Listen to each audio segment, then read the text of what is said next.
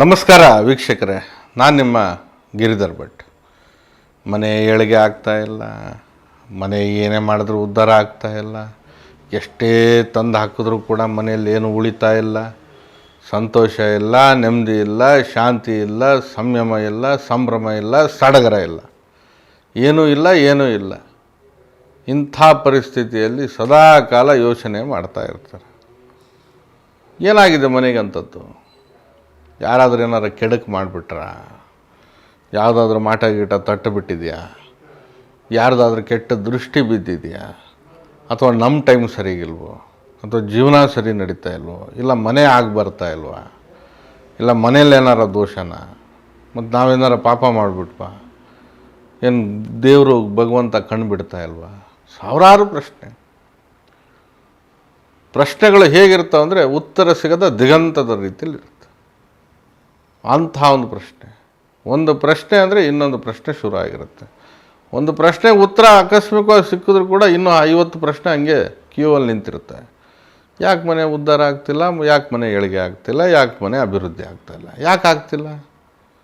ಯಾಕೆ ಆಗ್ತಿಲ್ಲ ಅನ್ನೋದು ಕೂಲಂಕುಷವಾಗಿ ಯೋಚನೆ ಮಾಡಬೇಕಾಗತ್ತೆ.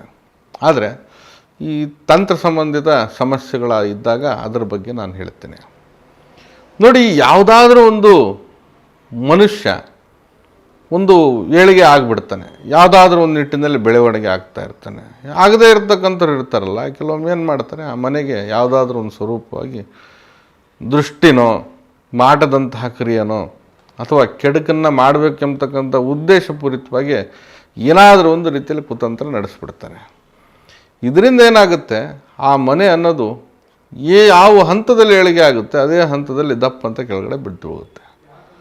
ಹಿಡಿದ ಕೆಲಸ ಆಗಲ್ಲ, ಮನೇಲಿ ಸಮಾಧಾನ ಇರೋದಿಲ್ಲ, ಪತಿ ಪತ್ನಿಯಲ್ಲಿ ಕಲಹ, ವಿರಸ, ಅಭಿವೃದ್ಧಿ ಇಲ್ಲ, ಹಣಕಾಸಿನಲ್ಲಿ ನಷ್ಟ, ತೊಂದರೆ, ತಪ್ಪಿದ್ರೆ ಒಬ್ಬರಿಗೆ ಆರೋಗ್ಯದಲ್ಲಿ ತೊಂದರೆ, ದುಡ್ದಿದ್ದೆಲ್ಲ ಆಸ್ಪತ್ರೆಗೆ ಹಾಕಬೇಕು, ಏನಾದರೂ ಒಂದು ಕಾರಣಗಳು.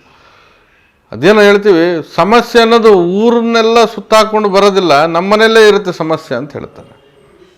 ಒಂದು ತಪ್ಪಿದ್ರೆ ಒಂದು ಸಮಸ್ಯೆಗಳು ಬರ್ತಾ ಇದ್ದಾವೆ ಸ್ವಾಮಿ, ಏನು ಅನ್ನೋದೇ ಅರ್ಥ ಆಗ್ತಾ ಇಲ್ಲ. ಇವತ್ತು ಈ ಸಮಸ್ಯೆ ಅಂದರೆ ಇನ್ನೂ 10 ಸಮಸ್ಯೆ ಹಾಗೆ ನಿಂತಿರ್ತವೆ. ಮನೇಲಿ ಮಕ್ಕಳು ಹೇಳಿದ ಮಾತು ಕೇಳ್ತಾ ಇಲ್ಲ, ಮನೇಲಿ ಯಾರೂ ಉದ್ಧಾರ ಇಲ್ಲ, ದುಡ್ದಿದ್ದು ಬರ್ತಾ ಇಲ್ಲ, ಏನು ಮಾಡಿದ್ರೆ ಏನೂ ಪ್ರಯೋಜನ ಇಲ್ಲ. ಒಟ್ಟಾರೆಯಾಗಿ ಇದರಿಂದ, ಈ ಪರಿಸ್ಥಿತಿಯಿಂದ ಅವಮಾನ, ಅಪಪ್ರಚಾರ, ಎಲ್ಲ ರೀತಿಯಾದಂತಹ ನೋವು, ಯಾತನೆಗಳಿಗೆ ನಾವು ಸಿಕ್ಕಾಕೊಂಡ್ಬಿಟ್ಟಿದ್ದೀವಿ. ಈ ಸನ್ನಿವೇಶ ಹೇಗಿದೆ ಅಂತಂದರೆ ಇನ್ನೊಬ್ಬರು ಮುಂದೆ ಬೇಡವಂಥ ಪರಿಸ್ಥಿತಿಗೆ ತೊಗೊಂಡು ಹೋಗ್ಬಿಟ್ಟಿದೆ. ಕೆಲವೊಂದು ಸಂದರ್ಭದಲ್ಲಿ ನಾವು ಇನ್ನೊಬ್ರಿಗೆ ನೀಡಿದ್ವಿ, ಇನ್ನೊಬ್ರಿಗೆ ಸಹಾಯ ಮಾಡಿದ್ವಿ, ಇನ್ನೊಬ್ರಿಗೆ ದಾರಿ ತೋರಿಸಿದ್ವಿ, ನಮ್ಮ ಮಾತನ್ನು ಕೇಳಿ ಇನ್ನೊಬ್ಬರು ಸಾಕಷ್ಟು ಉದ್ಧಾರ ಆಗಿದ್ದರು. ಆದರೆ ಇವತ್ತು ನಮ್ಮ ಪರಿಸ್ಥಿತಿ ಹೇಗಿದೆ ಅಂದರೆ, ನಮ್ಮ ಮುಂದೆ ಬೆಳೆದವ್ರ ಮುಂದೆ ನಾವು ಕೈ ಕಟ್ಟಿ ನಿಲ್ಲುವಂಥ ಒಂದು ಸ್ಥಿತಿಗತಿಯಲ್ಲಿ ನಾವು ಜೀವನ ಮಾಡ್ತಾ ಇದ್ದೀವಿ. ನಮ್ಮ ಪರಿಸ್ಥಿತಿ ಯಾರಿಗೂ ಬೇಡ ಸ್ವಾಮಿ, ಯಾವ ಶತ್ರುಗೂ ಬೇಡ ಸ್ವಾಮಿ, ಹಿಂಗಾಗ್ಬಿಟ್ಟಿದೆ ಜೀವನ, ಏನು ಮಾಡಬೇಕು ಅಂತ ಕೇಳ್ತಾರೆ. ಏನು ಮಾಡಬೇಕು, ಎತ್ತು ಮಾಡಬೇಕು, ಹೇಗೆ ಮಾಡಬೇಕು, ಅದು ಬೇರೆ ವಿಷಯ. ಜೀವನ ಬಹಳ ಸುಂದರವಾಗಿರ್ತದೆ ರೀ. ಅದನ್ನು ಜೀವನದ ಒಂದು ಕಲಿಕೆಯಲ್ಲಿ ಇರ್ತದೆ. ಆ ಜೀವನವನ್ನು ಸ್ವಚ್ಛಂದವಾಗಿ ಮಾಡಬೇಕಂತಂದರೆ ಆ ಸ್ಥಳ ಕೂಡ ಬಹಳ ಸ್ವಚ್ಛವಾಗಿರಬೇಕು. ನಮ್ಮ ಒಂದು ಅಭಿವೃದ್ಧಿ, ಏಳಿಗೆ ಸಂಯಮತೆಯಿಂದ ಕೂಡಿರಬೇಕು. ಇದೆ ಅನ್ನುವಂಥ ಸ್ಥಿತಿಯಲ್ಲಿ ತೋರಿಸ್ಕೊಂಡು ಓಡಾಡಿದ್ರೆ ದುರಹಂಕಾರ ಅಂತ ಹೇಳ್ತೇವೆ ನಾವು.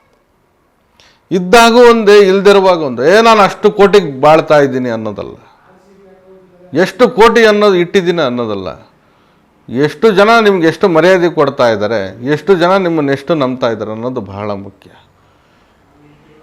ದುರಹಂಕಾರ, ದರ್ಪ ಕೆಲವೊಮ್ಮೆ ಏನಾಗ್ಬಿಡುತ್ತೆ, ಹೋಗೋ ಪ್ರಾಣಿಗಳ ಕಣ್ಣಿಗೂ ಕೂಡ ಬಂದುಬಿಡ್ತೀವಿ ನಾವು.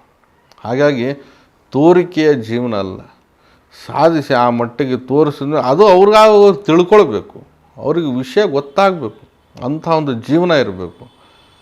ಒಂದು ಮಾಡಿ 10 ಪಟ್ಟಷ್ಟು ದಿಮಾಕು ದರ್ಪ ತೋರಿಸಿದ್ರೆ ಹೋಗೋರು ನೋಡ್ತಾರೆ, ಬರೋರು ನೋಡ್ತಾರೆ, ಕುಂತೋರು ನೋಡ್ತಾರೆ. ಆಗದೇ ಇರೋರು ಕೆಟ್ಟದ್ದೇ ಮಾಡ್ತಾರೆ, ಮಾಟನೂ ಮಾಡ್ತಾರೆ, ತಂತ್ರನೂ ಮಾಡ್ತಾರೆ, ಮನೆಗೆ ಬಂದೇ ಹಾಕ್ತಾರೆ.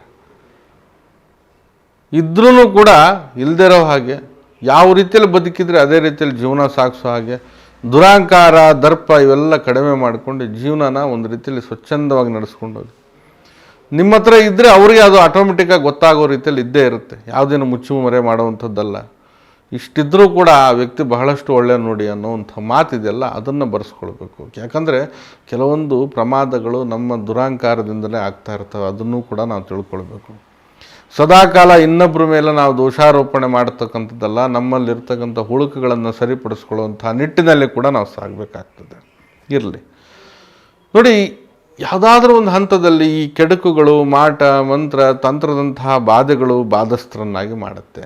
ಆ ಮನೆಯ ವಿಷವರ್ತುಲವನ್ನಾಗಿ ಅದು ಸೃಷ್ಟಿ ಮಾಡುತ್ತೆ. ಆ ಮನೆಯಲ್ಲಿ ಯಾವುದೇ ರೀತಿಯಲ್ಲಿ ಏಳಿಗೆ ಆಗದಿರೋ ಹಾಗೆ ತಡೆಯುತ್ತೆ.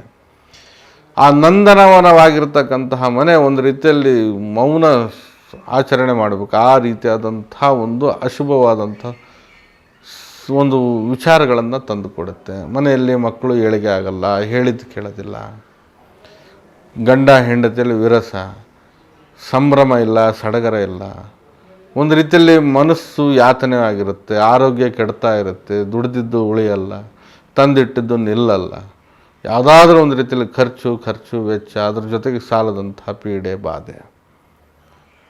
ಆ ಮನೆಯ ಲಕ್ಷಣ ಅನ್ನೋದು ಕಳೆಗುಂದಿರುತ್ತೆ. ಆ ಮನೆಯಲ್ಲಿ ಮನುಷ್ಯರಿಲ್ಲ, ಒಂದು ರೀತಿಯಲ್ಲಿ ದೆವ್ವಗಳು ವಾಸ ಆದಂಗೆ ಒಬ್ರಿಗೊಬ್ರು ಮಾತಾಡದೆ ಒಂದು ರೀತಿಯಲ್ಲಿ ಅವನೊಂದು ಮೂಲೆ ಇವನೊಂದು ಮೂಲೆ, ಅವರೊಂದು ಮೊಬೈಲು ಇವರೊಂದು ಮೊಬೈಲು, ಇಂಥ ಒಂದು ಪರಿಸ್ಥಿತಿಯಲ್ಲಿ ಜೀವನ ಮಾಡ್ತಿರ್ತಾರೆ. ಇವತ್ತು ಜೀವನ ಮುಗೀತು, ನಾಳೆ ಹೆಂಗಪ್ಪ ಅನ್ನೋಂಥ ಯೋಚನೆಯಲ್ಲಿ ಕಾಲಹರಣ ಮಾಡೋವಂಥ ಒಂದು ಪರಿಸ್ಥಿತಿ ಬರುತ್ತೆ. ಅದು ಏನಾಗಿರುತ್ತೆ, ಮನೆ ಮೇಲೆ ಕೆಟ್ಟದಾಗಿ ಮಾಂತ್ರಿಕವಾಗಿ ನಡೆಸಿರ್ತಾರೆ.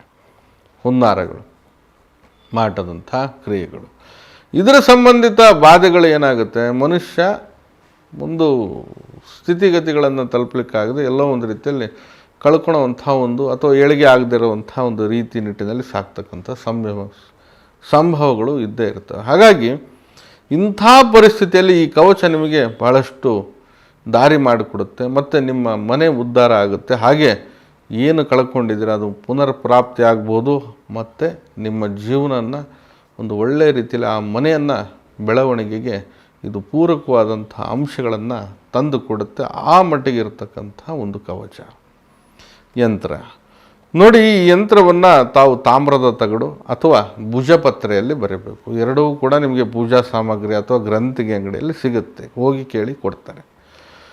ನೋಡಿ, ಇದು 4 ಕಲಂ ಅಡ್ಡ ಮತ್ತು ಉದ್ದ ಮಾಡಿಕೊಳ್ಳುವಂಥ ಚೌಕಾಕಾರದ ಒಂದು ಯಂತ್ರ. ಮೊದಲನೇ ಭಾಗದಲ್ಲಿ 7, 18, 20, 14. ಎರಡನೇ ಭಾಗದಲ್ಲಿ 1, 34, 7, 18. ಮೂರನೇ ಭಾಗದಲ್ಲಿ 35, 10, 18, 15. ನಾಲ್ಕನೇ ಭಾಗದಲ್ಲಿ 11, 7, 25, 10. ಇದು ಈ ಯಂತ್ರ ಕನ್ನಡ ಸಂಖ್ಯೆಯಲ್ಲೇ ಬರೀರಿ. ಇದನ್ನು ಯಾವುದಾದ್ರೂ ಒಂದು ದಾಳಿಂಬೆ ಕಡ್ಡಿಯಲ್ಲಿ ಬರೀರಿ.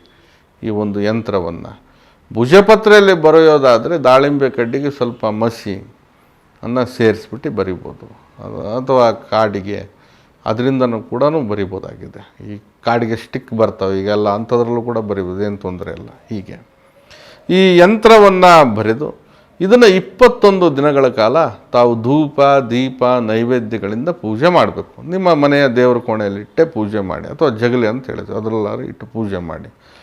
ದಿನಂಪ್ರತಿ 108 ಬಾರಿ ಈ ಮಂತ್ರವನ್ನು ಆ ಯಂತ್ರದ ಮುಂದೆ ಕುಳಿತುಕೊಂಡು ಹೇಳಿ. ಅಂದರೆ 21 ದಿನವೂ ಕೂಡ ಪೂಜೆ ಮಾಡಬೇಕು.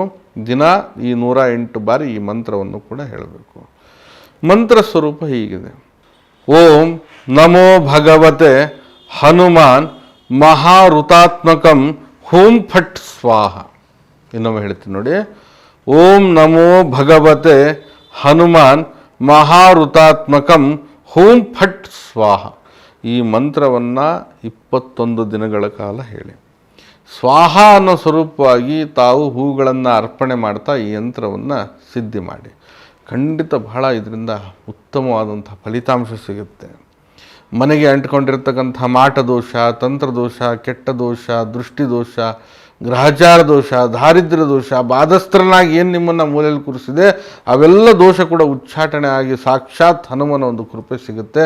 ನಿಮ್ಮ ಮನೆ ಏಳಿಗೆ ಆಗುತ್ತೆ, ಮನುಷ್ಯರು ಏಳಿಗೆ ಆಗ್ತಾರೆ, ಜೀವನ ಏಳಿಗೆ ಆಗುತ್ತೆ, ಅಭ್ಯುದಯ ಬಹಳಷ್ಟು ವಿಜೃಂಭಣೆಯಾಗಿ ನಡೆಯುತ್ತೆ. ಖಂಡಿತ ನಂಬಿಕೆ ಇಟ್ಟು ಆ ಭಕ್ತಿ ಪೂರ್ವಕದಲ್ಲಿ ಮಾಡಿ, ಇದರಿಂದ ಸಾಕಷ್ಟು ಫಲಿತಾಂಶ ಪಡಿಬೋದಾಗಿದೆ. ಮಾಡಿ, ಶುಭವಾಗಲಿ. ನಾನು ನಿಮ್ಮ ಗಿರಿಧರ್ ಭಟ್. ನಮ್ಮ ಕಚೇರಿ ಅಥವಾ ಮನೆ ಬಂದು ಜ್ಞಾನಭಾರತಿ ಯೂನಿವರ್ಸಿಟಿ ಕ್ವಾರ್ಟರ್ಸ್ ಸರ್ಕಲ್ ಬೆಂಗಳೂರಲ್ಲಿದೆ. ಬರೋರು ಮೊದಲೇ ಸಮಯವನ್ನು ನಿಗದಿಪಡಿಸ್ಕೊಂಡು ಬನ್ನಿ. ಬರಲಿಕ್ಕೆ ಸಾಧ್ಯ ಆಗಿಲ್ಲ ಅಂತಂದರೆ ಈ ಕೆಳಗಡೆ ಕಾಣ್ತಾ ಇರತಕ್ಕಂತಹ ಮೊಬೈಲ್ ನಂಬರ್ಗೆ ಕರೆ ಮಾಡಿ ಮುಕ್ತವಾಗಿ ಸಮಾಲೋಚನೆ ಕೂಡ ಮಾಡ್ಬೋದು. ಶುಭವಾಗಲಿ. ನಮಸ್ಕಾರ.